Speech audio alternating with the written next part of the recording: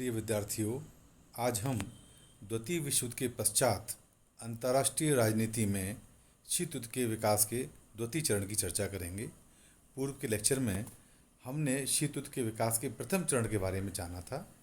आज हम इसके विकास के अगले चरणों के बारे में अध्ययन करेंगे।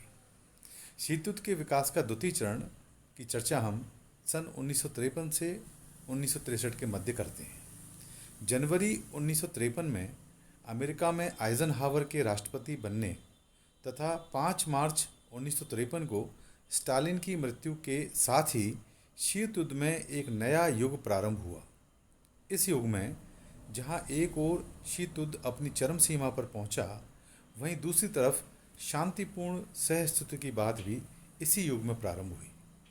इस समय में दोनों महाशक्तियों के व्यवहार में कुछ बदलाव आने की संभावना दिखाई देने लगी। इस युग में दोनों देशों के नेतृत्व में परिवर्तन हुआ। सोवियत संघ में स्टालिन की मृत्यु के बाद खुर्शचेव ने शासन संभाला, वहीं अमेरिका में राष्ट्रपति आइजनहावर ने शासन की बागडोर अपने हाथ में ली। सोवियत संघ की तरफ से दोनों देशों के मध्य मधुर संबंध स्थापित करने के प्रयास अवश्य हुए, लेकिन उनका कोई सकारात्मक परिणाम नहीं निकला और अमेरिका तथा सोवियत संघ में शीत युद्ध का तनाव जारी रहा। इस दौरान की उन प्रमुख घटनाओं का जिक्र करना चाहूँगा जिन्होंने शीत युद्ध का बढ़ावा दिया। जैसे 1953 में सोवियत संघ ने प्रथम आणविक परीक्षण किया। इससे अमेरिका के मन में सोवियत संघ के इरादों के प्रति शक पैदा हो गया। सीटों की स्थापना दूसरा विषय था जिसने कि शीत युद्ध को बढ़ावा दिया। कोरिया का संकट समाप्त होते ही हिंद चीन शीत युद्ध का एक नया क्षेत्र बन गया। 1954 तक इस क्षेत्र में फ्रांस का प्रभाव समाप्त होता गया तथा जुलाई 1954 के जिनेवा सम्मेलन में भी इस समस्या का स्थायी समाधान नहीं हो सका।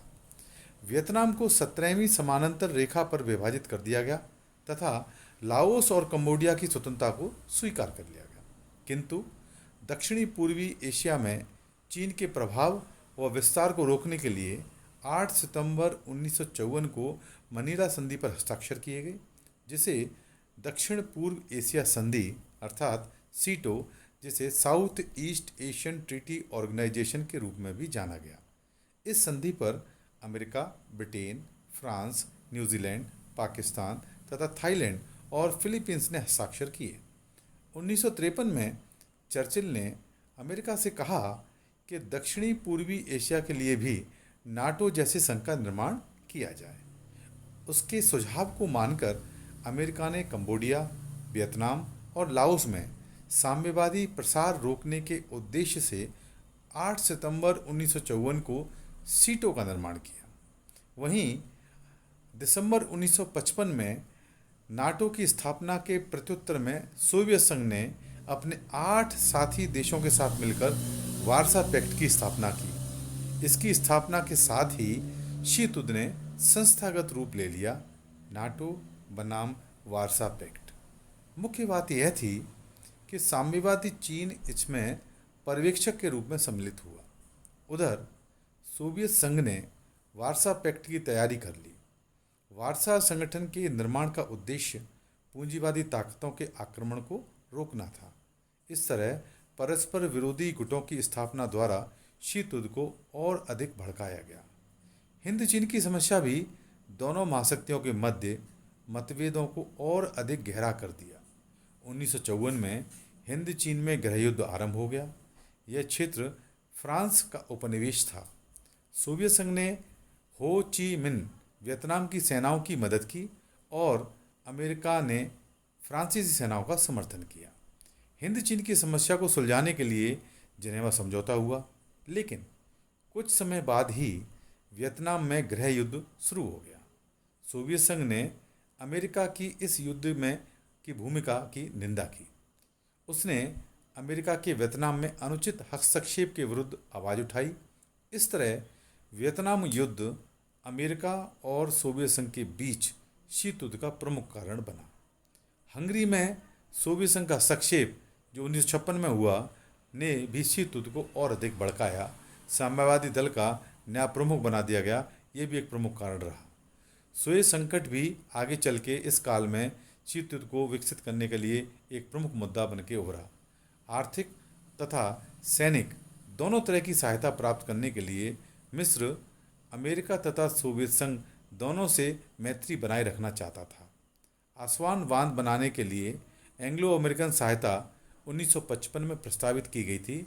मई 1956 में मिस्र ने चांग काई शेक ताइवान को दी गई मान्यता समाप्त करके साम्यवादी चीन को अपनी मान्यता प्रदान कर दी। अमेरिका ने नाराज होकर असवान बांध बनाने के लिए प्रस्तावित सहायता यह कहकर वापस ले ली कि बांध बनाना मिस्र की आर्थिक शक्ति से बाहर है। मिस्र ने वित्तीय सहायता जुटाने के लिए अपने क्षेत्र में स्थित सुएज कैनाल का राष्ट्रीयकरण कर दिया। यद्यपि समझौते के अंतर्गत अगले 12 वर्षों तक वह ऐसा नहीं कर सकता था। परिणामस्वरूप इजराइल, फ्रांस तथा ग्रेट ब्रिटेन ने मिलकर मिस्र पर आक्रमण कर दिया। यह पहला अवसर था जब सोवियत संघ और अमेरिका दोनों ने विश्व शांति को बनाए रखने के लिए इस आक्रमण का विरोध किया और अंततः इन देशों को अपनी सेनाएं वापस बुलानी पड़ी। 6 नवंबर 1956 को संयुक्त राष्ट्र की शांति रक्षक सेना तैनात कर दी गई थी। इस संकट से सोवियत संघ की प्रतिष्ठा में अपरिमित वृद्धि हुई तथा ब्रिटेन और फ्रांस को कूटनीतिक पराजय का मुंह देखना पड़ा। इस संकट से अमेरिका विश्व में एक प्रमुख नेता के रूप में उभर कर सामने आया। 1956 में ही सुएज नहर संकट ने दोनों महाशक्तियों के बीच तनाव में वृद्धि की। सोवियत संघ ने इस संकट में मिस्र का साथ दिया। सुएज नहर संकट का तो समाधान हो गया, लेकिन दोनों महाशक्तियों में तनाव ज्यों का त्यों बना रहा। आइजनहावर सिद्धांत, जो जून 1957 में स्थापित हुआ, ने भी शीत युद्ध के विकास में तीव्र सहयोग और उसकी भूमिका दी रही। आइजनहावर सिद्धांत के अंतर्गत अमेरिका किसी भी मध्य पूर्व देश पर सशस्त्र आक्रमण का सामना करने के लिए आर्थिक और सैन्य सहायता का वादा किया।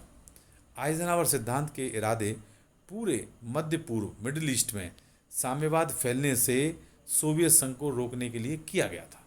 इसके अंतर्गत अमेरिका की कांग्रेस ने राष्ट्रपति को साम्यवाद के खतरों का सामना करने के लिए सशस्त्र सेनाओं का प्रयोग करने का अधिकार प्रदान करके पश्चिमी एशिया को शीत युद्ध का अखाड़ा बना दिया।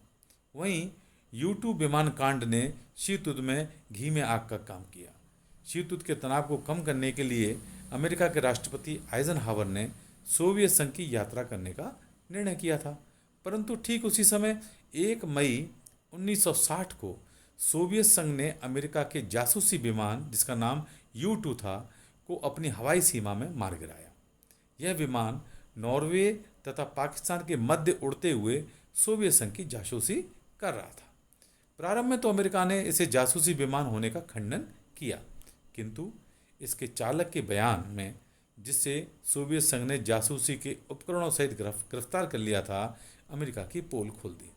अंततः आइजनहावर ने स्पष्ट शब्दों में तथ्यों को स्वीकार किया, किंतु अपनी कार्रवाई को उचित तथा अंतर्राष्ट्रीय कानून के अंतर्गत ही माना और भविष्य में भी ऐसे कार्य नहीं करने की घोषणा नहीं की। सोवियत संघ ने इस घटना का खूब प्रचार किया। सुरक्षा परिषद में भी इसकी शिकायत की, किंतु साथ ही यह भी कहा कि आगामी होने वाले पेरिस शिखर सम्मेलन पर इस घटना का कोई असर नहीं होगा, क्योंकि उसका मंतव्य कुछ दूसरा ही था। क्योंकि वो चाहता था कि विश्व की जमात के सामने अमेरिका को बदनाम किया जा सके, इसलिए ये सम्मेलन हो, सोवियत संघ उसमें अपनी उपस्थिति दे और वहाँ सबके सामने अमेरिका द्वारा की गई इस हरकत का खुलासा किया जाए। शीत युद्ध को इससे और बढ़ावा मिला। जब पेरिस शिखर सम्मेलन हुआ, उसमें तनाव और आशंका का वातावरण और बढ़ा, क्योंकि खुर्शचेव ने U-2 विमान का प्रश्न उठाया। जहां जाकर के उन्होंने मैकमिलन और डिगॉल से तो हाथ मिलाया, परंतु आइजनहावर से हाथ मिलाने से इनकार कर दिया। उनका कहना था कि जब तक अमेरिका अपने इस कृत्य के लिए माफ़ी नहीं मांगता तथा दोषियों को सजा नहीं देता, वह भविष्य में ऐसा नहीं करने का आश्वासन नहीं देता, तब तक वार्ता करना व्यर्थ है। उन्होंने शिखर सम्मेलन के दूसरे सत्र में भाग नहीं लिया तथा यह कहते हुए सोवियत संघ वापस लौट गए कि आइजनहावर को अब सोवियत संघ की यात्रा करने की कोई आवश्यकता नहीं है, उसका कोई औचित्य नहीं है। इस प्रकार हम देखते हैं कि 16 मई 1960 में पेरिस सम्मेलन में सोवियत राष्ट्रपति ख्रुश्चेव ने U-2 विमान की घटना को दोहराया और कहा कि भविष्य में अमेरिकी राष्ट्रपति को सोवियत संघ न आने की चेतावनी भी दी। सम्मेलन के दूसरे दिन जो सत्र हुआ उसमें सोवियत संघ ने बहिष्कार करके अपनी नाराज़गी जाहिर कर दी। इस तरह अमेरिका और सोवियत संघ में तनाव पहले जैसा ही बना रहा। जून 1961 में ख्रुश्चेव द्वारा सोवियत संघ के तत्कालीन राष्ट्रपति ख्रुश्चेव द्वारा पूर्वी जर्मनी के साथ एक पृथक संधि करके हस्ताक्षर करने की धमकी भी शीत युद्ध को बढ़ावा दिया। वहीं बर्लिन की दीवार का प्रश्न 1961 में बर्लिन शहर में सोवियत संघ ने पश्चिमी शक्तियों के क्षेत्र को अलग करने के लिए दीवार बनानी शुरू कर दी। इसका अमेरिका ने कड़ा विरोध किया।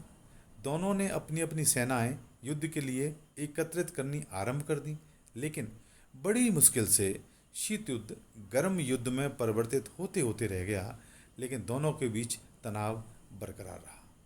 क्यूबा के संकट ने भी पुनः विश्व युद्ध को तीसरे विश्व युद्ध के कगार पर लाकर खड़ा कर दिया।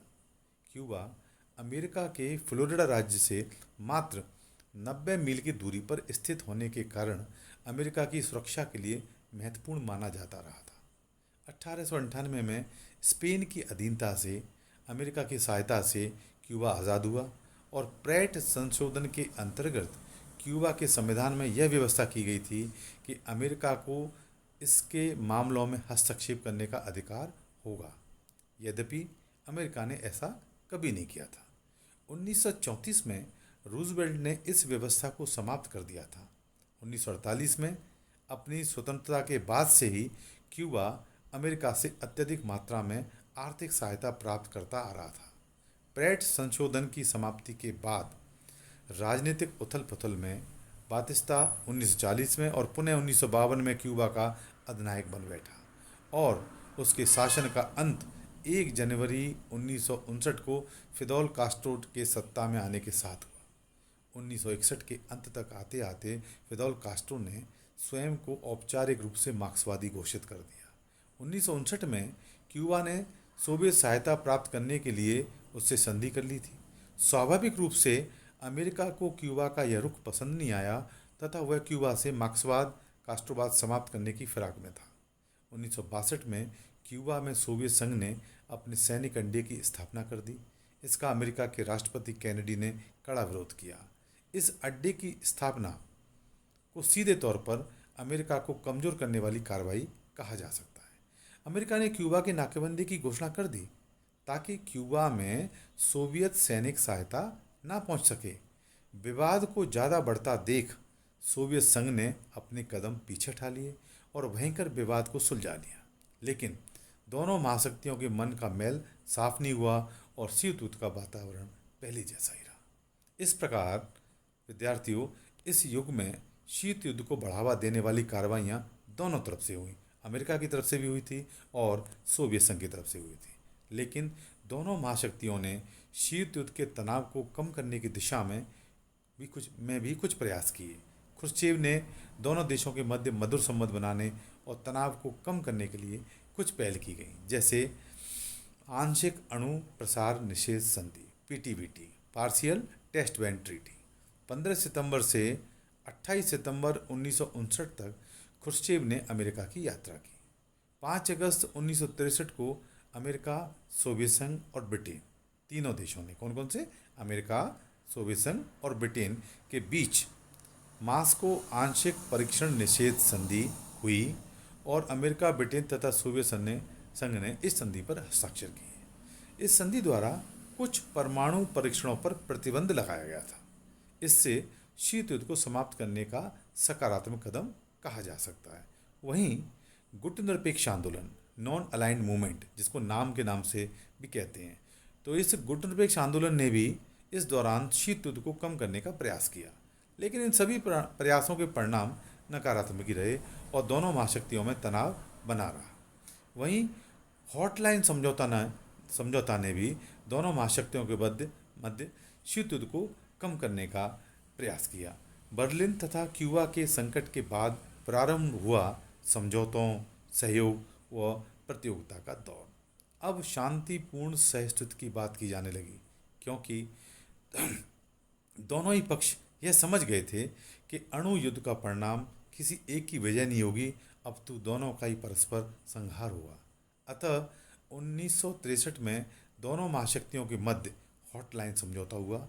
इसका उद्देश्य था अंतर्राष्ट्रीय संकट के समय दोनों पक्षों में सीधा संपर्क स्थापित करके किसी भी भ्रांतिपूर्ण युद्ध को प्रारंभ होने से रोकना। अब हम शीत युद्ध के विकास का तीसरा चरण, जो 1963 से 1979 तक चला, उसके बारे में चर्चा करेंगे। इस काल को हम देतांत या तनाव शैथिल्य का कार्य भी कहते हैं। देतांत एक फ्रेंच भाषा का शब्द है जिसका अर्थ है शीत युद्ध में कमी आना। इन दोनों महाशक्तियों के मध्य शांतिपूर्ण सहिष्णुता की भावना का विकास होना, सहयोग की भावना का विकास होना, विश्वास का आधार बनना, जिससे कि शीत युद्ध के दौरान दोनों महाशक्तियों के मध्य जो तनाव उत्पन्न हुआ था उसमें कमी आना, इसको देतांत कहा गया था और हिंदी में इसको तनाव शैथिल्य के रूप में भी कई पुस्तकों में देखा गया है। 1962 में क्यूबा संकट के बाद शीत युद्ध के वातावरण में कुछ नरमी आई। दोनों गुटों के मध्य व्याप्त तनाव की भावना अब सौहार्दपूर्ण व मित्रता की भावना में बदलने के आसार दिखाई देने लगे। इससे दोनों देशों के मध्य मधुर संबंधों की शुरुआत होने के लक्षण भी प्रकट होने लगे। इस नरमी या तनाव में कमी को ही हम देतांत या तनाव शैथिल्य की संज्ञा दी जाती है। देतांत ने शीत युद्ध से उत्पन्न पुराने अंतर्राष्ट्रीय संबंधों का परिदृश्य बदलने लगा और विश्व में शांति का वातावरण का जन्म हुआ। इससे संयुक्त राष्ट्र संघ की भूमिका में भी वृद्धि हुई और परमाणु युद्ध के आतंक से भी छुटकारा मिला। अब हम शीत युद्ध के विकास का अंतिम काल, जिसको 1980 से लेके और 1989 तक का हम कह सकते हैं, इसको दूसरे रूप में हम न्यू कोल्ड वॉर, नया शीत युद्ध के रूप में भी जानते हैं। 1970 के दशक का देतांत अफगानिस्तान संकट के जन्म लेते ही नए प्रकार के शीत युद्ध में बदल गया। इस संकट को देतांत की अंतिम शव यात्रा के भी कहा जाता है। इस संकट को, अफगानिस्तान का जो संकट आया, इसको हम क्या कहते हैं? देतांत की अंतिम शव यात्रा।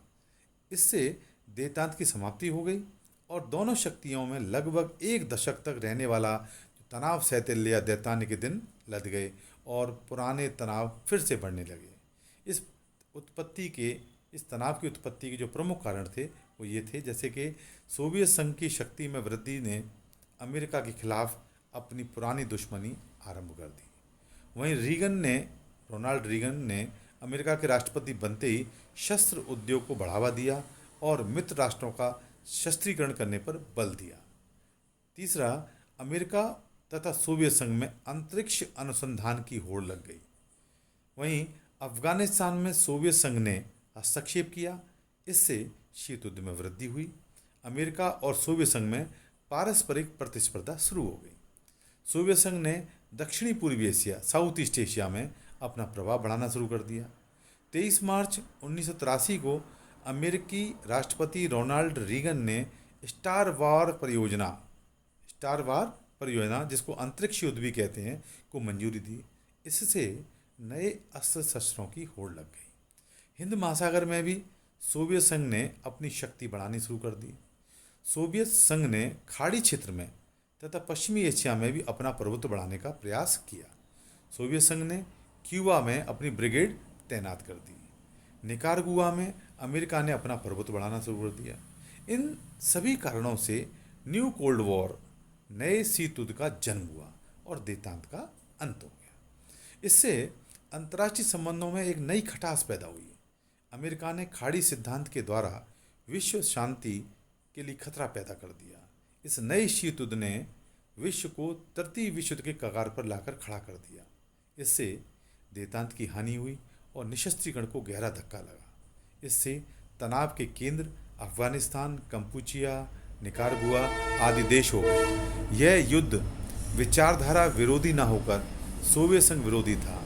इसके अभिकर्ता अमेरिका और सोवियत संघ न होकर ब्रिटेन, फ्रांस व चीन भी थे। इस युद्ध ने संपूर्ण विश्व का वातावरण ही दूषित कर दिया। इसने बहुध्रुवीकरण को जन्म दिया और अंतर्राष्ट्रीय संबंधों में नई चुनौतियों को पेश किया। अंतिम चरण के रूप में शीत युद्ध पुनः शिथिलता और शीत युद्ध का अवसान को हम 1989 से 1990 के काल में देख सकते हैं। 1989 में गोरोसोव की जो सोवियत संघ के राष्ट्रपति थे तत्कालीन, उनकी ग्लासनोस्त और पेरेस्ट्रोइका, ये दो नीतियों के अनंतर अमेरिका को भी उस दिशा में आगे चलना पड़ा। सोवियत संघ में परस्पर संदेह के बादल छांटने हेतु अनेक कदम उठाए गए, जिसमें हथियारों की कमी की घोषणा की, अफगानिस्तान से रूसी सेना की वापसी की, जर्मनी की एकीकरण को प्रोत्साहित किया, वार्सा पैक्ट को भंग कर दिया। इस प्रकार दोनों महाशक्तियों के मध्य मधुर संबंधों का सूत्रपात हुआ। यह मधुर मिलन खाड़ी संकट जो 1989-90 के बीच देखा गया के समय और दृढ़ हुआ और 1990 तक सोवियत संघ ने शीत युद्ध की राजनीति का परित्याग कर दिया, क्योंकि इस समय तक पूर्वी यूरोप तक सोवियत संघ में आर्थिक और राजनीतिक संकट व्यापक रूप धारण कर गया था। 1991 में सामरिक शीत युद्ध समाप्त हो गया, लेकिन हम देखते हैं कि नवीन शीत युद्ध, जिसको हम न्यू ट्रेड वॉर, नव व्यापार युद्ध कह सकते हैं, प्रारंभ हो गया और इसका काल हम 1991 से हमें लगातार देखने को मिल रहा है। 1997 से सोवियत संघ के पतन के बाद सामरिक तथा आर्थिक क्षेत्र में सबल होने के कारण विश्व में एकमात्र महाशक्ति संयुक्त राज्य अमेरिका रह गई और हम एक ध्रुवी विश्व के स्वरूप को हम इस समय देख पाते हैं। लेकिन उसकी आर्थिक शक्ति को जापान, जर्मनी, यूरोपीय समुदाय ने चुनौती देना प्रारंभ कर दिया। इस तरह अंतर्राष्ट्रीय जगत में सैनिक या सामरिक शीत युद्ध का स्थान अब व्यापारिक शीत युद्ध ने ले लिया है। आज जापान, जर्मनी और यूरोपीय समुदाय और चीन और अमेरिका इस शीत युद्ध की प्रमुख महाशक्ति हैं। इस प्रकार हमने देखा कि दुनिया में द्वितीय विश्व युद्ध के बाद किस प्रकार शीत युद्ध का विकास हुआ, उसका प्रथम चरण, द्वितीय चरण, तृतीय चरण, किस प्रकार देतांत आया और न्यू कोल्ड वॉर आया और उसके बाद किस प्रकार एक न्यू ट्रेड वॉर शुरू हुआ। आगे चल के मैं समझता हूँ कि विद्यार्थियों, आपको ये शीत युद्ध का जो टॉपिक है वो समझ में आया होगा। अब इसके अंत और विश्व राजनीति पर इसके प्रभाव की चर्चा हम अगले अध्याय चैप्टर में करेंगे, अगले लेक्चर में करेंगे। धन्यवाद।